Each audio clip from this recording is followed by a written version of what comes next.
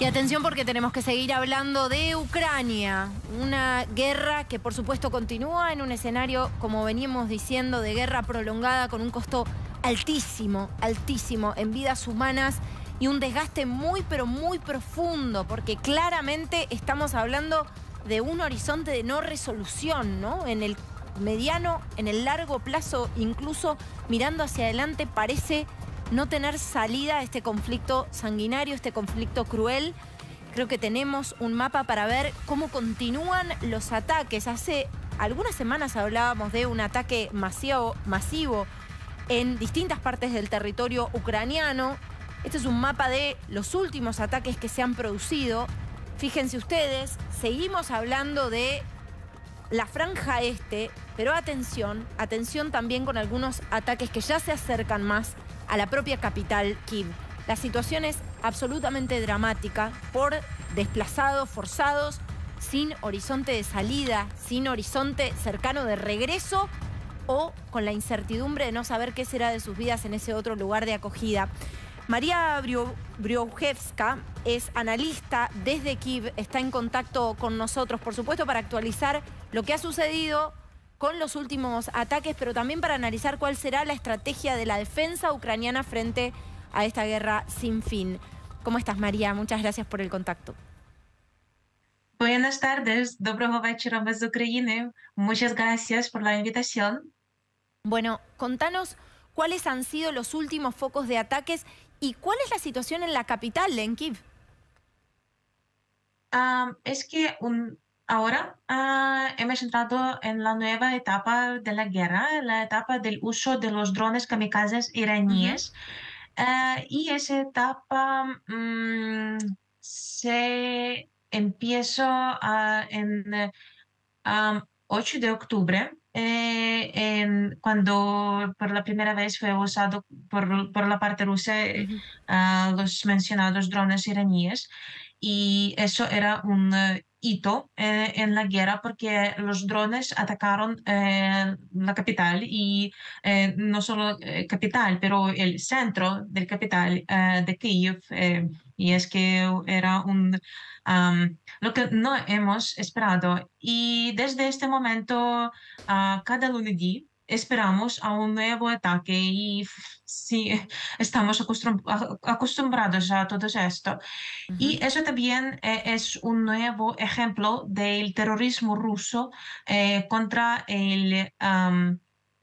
contra los civiles, porque los dichos drones atacan no las posiciones donde están los soldados, no atacan a las posiciones en la escena de la guerra, pero atacan a los objetos civiles, como por ejemplo los objetos energéticos, por lo que toda Ucrania está sin luz. Eso te iba a decir porque en el contacto que tenemos con fuentes allí, incluso hay hasta clippings, ¿no? de prensa con actualizaciones que se mandan, donde han mandado en algunos mails. Realmente estamos muy, muy complicados con los servicios básicos, con el acceso a la conectividad, con el acceso a la luz, y esto termina complicando absolutamente las redes de comunicación y los servicios más básicos para que el país funcione, ¿no, María?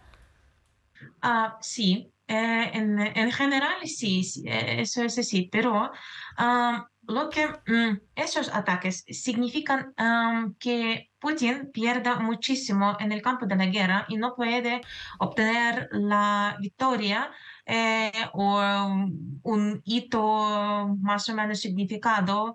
Perciò usa los drones para atacar a los civiles y am, para causar el pánico entre los civiles, pero somos ucranianos y no tenemos la pánica, pero tenemos solo la voluntad de combatir más y de ganar la guerra.